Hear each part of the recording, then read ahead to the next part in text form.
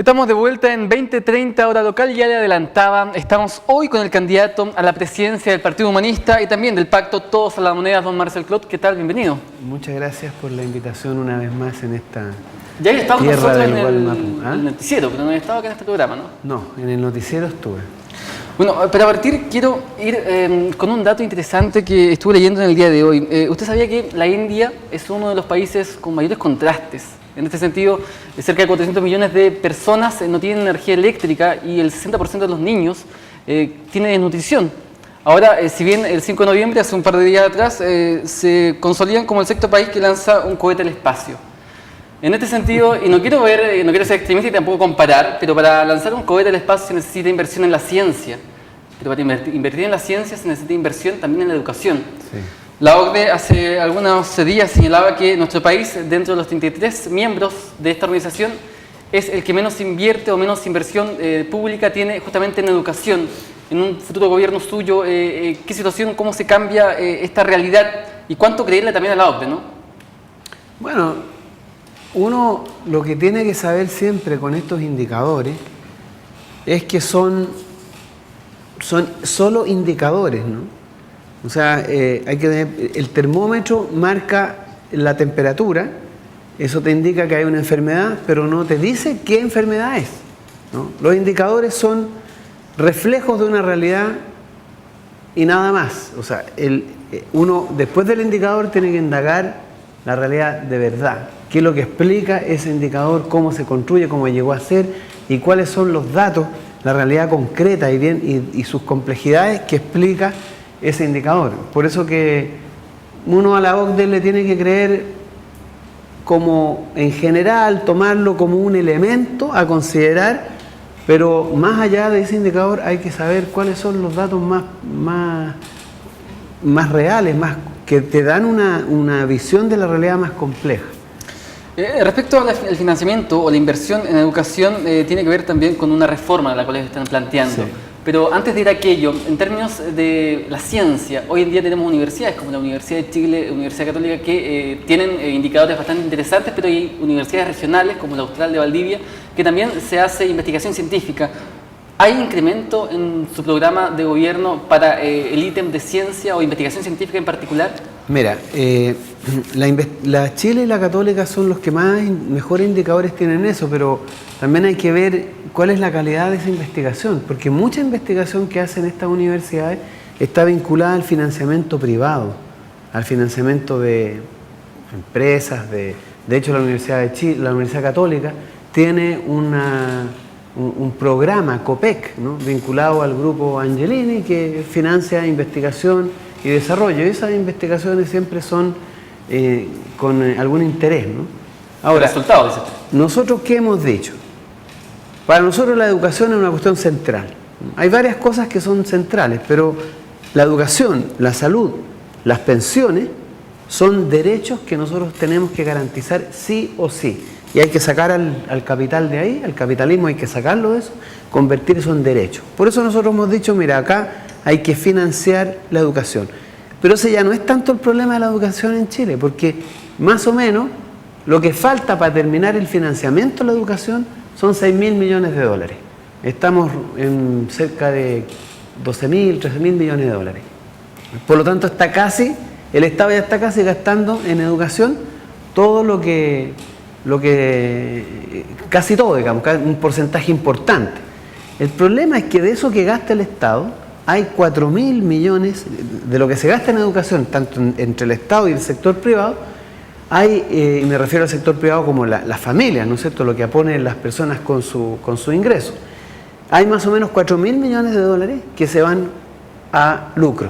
Son lucro, básicamente lucro, ¿no? Por lo tanto, el problema de la educación en Chile es, primero, cubrir todos los gastos que se necesitan, financiarla plenamente con presupuestos del Estado, que no sean las familias que tengan que compensar. Pero el otro cambio más importante es la educación propiamente tal. Ahí lo que nosotros estamos planteando una revolución en la educación. En primer lugar, terminar con el lucro. Eso te va a liberar 4.000 millones de dólares para educación propiamente tal. Y ahí que nosotros decimos que tenemos que fortalecer en las universidades, por ejemplo. Tú sabes que las universidades funcionan con el profesor taxi, ¿no? La gran mayoría de los profesores que hacen clases en la universidad son profesores taxi, no hacen investigación, no hacen estudios, simplemente hacen clases. Nosotros decimos que las universidades públicas que van a financiar el Estado tienen que tener prácticamente el 80% de los profesores de planta, con tiempo para investigación. No solamente tú le estás pagando para que hagan clases, sino que para además hagan investigación. Y además, nosotros hemos pensado que el ítem de investigación y desarrollo que hoy día gasta Chile, que es prácticamente despreciable, hay que aumentarlo considerablemente. O sea, para nosotros el tema de la investigación es fundamental. ¿Por qué? Porque nosotros queremos salir de esta economía que básicamente recolecta recursos naturales y los exporta. Nosotros tenemos que ponerle inteligencia a los recursos naturales que Chile está explotando. El cobre, por ejemplo, tiene que pasar de ser exportaciones de concentrado que hacen las compañías multinacionales a exportación de el cobre refinado, como lo hace Codelco, porque nosotros hemos planteado la renacionalización del cobre, refinar el cobre, pero ir incluso más allá, que nosotros seamos capaces de montar la tecnología y la producción de productos que utilicen el cobre como insumo. Eso requiere investigación y desarrollo, por lo tanto el Estado tiene que invertir más en esto, y el compromiso del Estado que nosotros queremos construir y desarrollar es un Estado involucrado en el desarrollo del país y no simplemente un Estado subsidiario. Se dice que los chilenos solemos copiar mucho en el extranjero, pero esta pregunta no va a aquello, sino que saber si es que existe algún país cuyo modelo tenga referencia en el proyecto programático que ustedes tienen como futuro gobierno, donde uno pueda tener alguna referencia. Lo que pasa es que hay muchas cosas que se pueden copiar, porque la verdad nada nuevo hay bajo el sol, ¿no? ¿Qué es lo más cercano que uno pudiese mirar? Es que, mira, hay cosas que son cercanas y otras que no. Nosotros decimos que en general, en los países de alto desarrollo y en los países latinoamericanos más avanzados, por decirlo así, la educación pública es gratuita y es financiada por el Estado. Y eso es un modelo que uno puede copiar, y es lo mismo, se lo estás copiando a Alemania, a Bélgica. Es una segunda calidad, claramente. La diferencia es la calidad, ¿no es cierto? Pero eso nosotros decimos también, ahí tenemos que avanzar, tenemos que buscar modelos de educación, porque nosotros no solamente tenemos que financiar la educación, tenemos que cambiar el objetivo de la educación. Hoy día la educación, ¿para qué se da? Para que salgan jóvenes a trabajar, pasen COSUD, para Falabella, para las multinacionales y generar procesos de acumulación capitalista. Nosotros decimos tenemos que crear gente, profesionales, que sean no solo especialistas en algo, sino que sean ciudadanos, que tengan conciencia política, que tengan además un desarrollo de la cultura, que el deporte no sea extraño a la vida cotidiana de las personas que salen de los colegios. Nosotros hemos hablado de una revolución educativa, porque aquí lo que hay que cambiar son contenidos de la educación, objetivos de la educación, metodología. Ya no podemos seguir con 45 alumnos por profesor, eso es inaceptable. Hay que disminuir el número de alumnos por profesor. Los métodos de enseñanza, buscar que el alumno vaya al conocimiento y no que el conocimiento venga a él. Esa revolución educativa requiere compromiso del Estado y requiere recursos, requiere invertir dinero, y por eso nosotros hemos dicho reforma tributaria que nos aumente 15.000 millones de dólares los recursos del Estado, y recuperar el cobre que nos aumente 30.000 millones de dólares los excedentes que genera el cobre para Chile, y tengamos 40.000 millones de dólares adicionales para gastar en investigación, en educación, en salud. No se ponen muchas fichas en el cobre, no vaya a pasar, como pasó en algún momento con el salitre, que aparezca alguna invención, alguna innovación y que justamente nos deje medios cojos para caminar hacia adelante. Eso siempre es un riesgo. Por la misma razón, hay que nacionalizarlo ahora. Y con los excedentes que tú puedas generar del cobre, buscar, porque la idea del cobre no es solo gastar, ¿no? ¿Qué nosotros decimos? Mira, si nosotros cambiamos cobre por educación, estás cambiando un patrimonio, cobre natural, por un patrimonio intelectual, inteligencia. Cambias cobre por inteligencia. tomas el cobre y una parte lo inviertes en tecnología, lo inviertes en, por ejemplo, procesos de desalinización de aguas en el norte de Chile para contrarrestar el progreso del desierto, y pones plantaciones de agrícolas y vas generando nuevos métodos, o sea, nuevos productos que puedes desarrollar. Si conviertes el cobre en energía solar y pones plantas de energía solar, entonces vas cambiando el cobre por otra alternativa de generación de ingresos. Y por lo tanto, la misma razón que se aduce, ¿no es cierto?, para decir, oye, el cobre puede acabarse, por la misma razón tenemos que nacionalizarlo ahora, y los recursos que hoy día está generando el cobre, rápidamente convertirlo en otra fuente de ingresos que le permita al país sustituir el cobre cuando éste deje de ser utilizado o demandado. Candidato, vamos a temas locales. Si bien la historia de nuestra región, en particular con el mundo mapuche, es bastante difusa en general, ¿cómo usted ve hoy en día a la actual región de la Araucanía con el presente también en relación al mundo mapuche? ¿Somos una región estigmatizada por la violencia a su juicio o no? Yo creo que no, yo creo que el pueblo mapuche es el que está estigmatizado por la violencia. En realidad yo no percibo por lo menos que haya un temor de venir acá al Gualmapu, a Temuco, a la zona de Villarrica, de Pucón, porque hay un conflicto mapuche. Yo creo que lo que se percibe, sí, lo que sí es evidente es que al pueblo mapuche se le tiene estigmatizado como violento, pero que eso está controlado por la ocupación militar que tienen acá en el Gualmapu y por la aplicación de métodos y prácticas casi terroristas por parte del Estado para contrarrestar ¿En qué fallado las autoridades a su juicio respecto a lo que es el proceso de reivindicación de tierras que reclaman justamente algunas comunidades del mundo mapuche? Lo que falla es que no tienen ningún interés en resolver el problema. Acá nosotros tenemos que tener claro una cosa: hay intereses contrapuestos. Las forestales, las agroindustrias, el gran capital tiene intereses contrapuestos con el pueblo mapuche. El choque cultural y el choque organizacional de ambas culturas, hablo de Occidente y particular, ¿es un problema? Ese es un marco, eso es lo que estructura esto. Pero hay aquí una cuestión económica, una cuestión de recursos. Hay una disputa por los recursos. Porque resolver el problema mapuche, ¿qué significa? Significa restituirle tierra. Hay que restituir tierra. Si es que no pueden imaginar que la solución del problema mapuche pasa por darle bonos o por darle una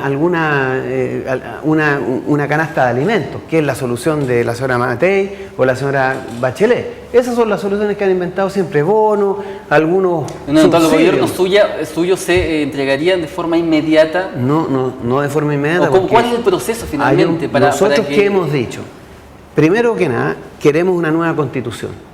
Y esa constitución, sobre la base de una asamblea constituyente designada y elegidos sus delegados por el pueblo de Chile, va a redactar una nueva constitución. Y nosotros esperamos que, si esa constitución es democrática, va a reconocer la nacionalidad, los pueblos originarios en Chile, va a reconocer al Estado de Chile. Pero las demandas son para hoy día, se necesitan hoy día soluciones. ¿Cuánto va a demorar un proceso como ese? Pero un poquitito, eso demora 6 meses. Nosotros estimamos que en 6 meses tenemos una nueva constitución. Eso ocurrió en Colombia, hay otros países que se han demorado un poco más, pero nosotros pensamos que con la tecnología que tenemos actualmente, con el interés que hay... Mientras la oposición no sea dura en ese sentido, ¿no? Bueno, mira, todo en la política va a tener oposición por ese lado, pero nosotros estamos decididos. Nadie puede, ni siquiera la dictadura lo hizo, negar el principio de la soberanía popular. Tuvieron que aprobar esta constitución con un plebiscito, fraudulento como tú quieras, pero tuvieron que reconocer que la única manera de legitimar una constitución es el principio de la soberanía popular. Y cuando un presidente convoca a la soberanía popular, que es anterior, es como si una iglesia negara el principio de Dios. Es lo mismo. En una dictadura que duró más de cerca de 17 años. O sea, bueno, pero en un tiempo no menor y en un tiempo de no 6 meses, digamos, para hacer cambios efectivos. Pero la constitución no la hicieron en 17 años, la aprobaron en el 81. Una constitución se puede hacer en 6 meses y aprobar en 6 meses. Y eso no es lo que nosotros queremos. Que en esa constitución esté reconocido al Estado de Chile como plurinacional, pluricultural, plurilingüístico. Y esos son cambios culturales. Pero además nosotros hemos dicho, vamos a desmilitarizar inmediatamente, esas son las medidas inmediatas, desmilitarizar inmediatamente el Gualmapu. Lo primero que vamos a hacer es sacar a las fuerzas, el exceso de fuerzas policiales que hoy día están ocupando el territorio del Gualmapu. Si los hechos de violencia continuaran, quema de camiones, tenemos el recuerdo, ¿no?, de la muerte del matrimonio de Luxinger Macay. ¿Qué ocurre con aquello? Lo que pasa es que nosotros vamos a abrir inmediatamente una también, ¿no?, una puerta de diálogo con las comunidades, porque nosotros tenemos la voluntad de resolver el problema y de resolverlo de esta manera: desmilitarizar el Gualmapu, poner inmediatamente en libertad a los presos políticos mapuches procesados por ley antiterrorista, derogar esa ley y inmediatamente montar una comisión donde estén representados todos los pueblos originarios, el Estado de Chile, especialistas, médicos, abogados, lingüistas, antropólogos, en donde vamos a definir el proceso de restitución de tierras y de restitución de derechos y de restitución de daños, porque aquí hay que compensar a los pueblos mapuches por lo que fue la pacificación de la Araucanía. Ahí hubo una brutalidad, usurpación, injusticia, y no fue hace mucho tiempo. Y es importante que nosotros entendamos ese problema y se resuelva, porque cuando no hay justicia, hay violencia. Entonces la manera de resolver el problema de la violencia es que tú abres la puerta y la voluntad de decirle a las comunidades mapuches: nosotros queremos resolver este problema y vamos a buscar con ustedes la solución y vamos a aplicarla. ¿Y qué ocurre con las víctimas de hoy día, con los parceleros, por ejemplo? También me imagino tendrán que abrir canales de diálogo. Por supuesto, porque en este conflicto hay que resolverlo de manera civilizada. Aquí hay que entender que el principio de la justicia tiene que operar. Y si no aplica el principio de la justicia, entonces nunca va a haber pacificación. Cuando habla de libertad a presos políticos mapuche, también se refiere hoy al único condenado por la muerte del matrimonio de Luxinger Macay, quien tendría en un futuro gobierno suyo libertad también, ¿no? No está condenado, él está siendo procesado. Imputado. Está imputado. Claro. No, bueno, eso, si lo condenan por ley antiterrorista, sí. Si lo condenan, si lo juzgan por una ley normal, civil, donde hay pruebas, donde hay testigos que no están encapuchados, donde no se aplica la brutalidad del Estado y donde el juicio es justo y es debido, no lo vamos a poner en libertad. Pero si es por ley antiterrorista, que aplican métodos completamente ilegítimos, donde no hay justicia, donde hay testigos ocultos, inventados muchos de ellos, con encapuchados, testigos encapuchados. No les gustan los encapuchados que protestan en las calles, pero sí a los encapuchados los llevan a testificar en contra de los mapuches. Cosas medias raras que yo no entiendo, ¿no? Por lo tanto, si es por ley antiterrorista, lo vamos a poner en libertad inmediata. Si es por un tribunal normal, donde ha aplicado la justicia y se ha demostrado que hay un crimen, no lo vamos a poner en libertad. Pero por ley antiterrorista, nosotros sí, porque entendemos que esa ley no es una ley de justicia, es una ley maldita que está hecha para reprimir exclusivamente al pueblo mapuche. Candidato, vamos a temas que atañen a lo que es la contingencia. Estamos ya a muy poco, en la recta final de lo que es este 17 de noviembre. Y entiendo también que tienen agenda para la ciudad de Temuco, tienen cierre de campaña durante el día de mañana. Y también entiendo cierran en Concepción. ¿Se nos contará un poco de aquello también? Sí, bueno, ahora es puro cierre, ¿no? Ahora estamos cerrando. Ayer estuvimos en Chillán, espectacular así. ¿Cuál es la convocatoria? Llegaron unas 500 personas al Paseo Arauco ahí. Hubo música, yo hice un discurso, tuve que salir arrancando, digamos, porque tenía que tomar el avión y si me quedaba tomándome todas las fotos que... Un brazo malo ya me contaba antes de salir al aire. Este brazo ya no resiste más los apretones de mano. Mañana estamos en la plaza del hospital a las 4 de la tarde, va a haber música, va a haber bandas y va a haber un discurso, van a hablar distintas personas y yo voy a hacer un discurso final. Y mañana estamos en la comunidad Lof Huillío, también una comunidad mapuche. Queremos conversar con ellos, porque para nosotros el acercamiento, de hecho el Gualmapuhuen, que es el partido mapuche, está en el movimiento Toda la Moneda, es parte del movimiento. Nosotros hemos incorporado la demanda de este partido que de alguna manera refleja las inquietudes y demandas de una parte importante de las comunidades mapuches, está con nosotros y nosotros hemos suscrito sus demandas porque nos parecen de justicia. Nosotros entendemos que Chile, el verdadero Chile, es un Chile que tiene muchas naciones, tiene muchos pueblos y tenemos que saber reconocerlo y tenemos que saber respetarlo y tenemos que saber construir con ellos una cultura común, en donde el aporte de las culturas de los pueblos originarios sea parte de la cultura que nosotros vayamos a producir. Esa es la idea que está detrás de nosotros. La síntesis cultural, un proyecto, una manera de mirar, una cosmovisión en donde los pueblos originarios aporten. Y aquí hay un aporte muy importante de ellos. No nos olvidemos, el Occidente siempre negó, el Occidente racionalista de origen cartesiano, siempre negó la dignidad de la naturaleza. Nosotros en América, gracias a los pueblos originarios, hemos aprendido el valor de la vida que hay en los ríos, en los mares, en las cordilleras, en los animales y por eso en los árboles. Por eso nosotros entendemos que la cultura, la civilización que tenemos que construir en América debe recoger los aportes culturales y las cosmovisiones de nuestros pueblos. Candidato, brevemente que el tiempo se nos acaba, para mañana entonces, ¿dónde sería y a qué hora? En la plaza del hospital a las 4 de la tarde. Ahí Plaza del Hospital, entonces 4 de la tarde, cierre de campaña del candidato del pacto Todos a la Moneda. Muchas gracias por haber estado con nosotros. Gracias a ustedes y quiero para terminar decirle a los jóvenes que este año es un año importante.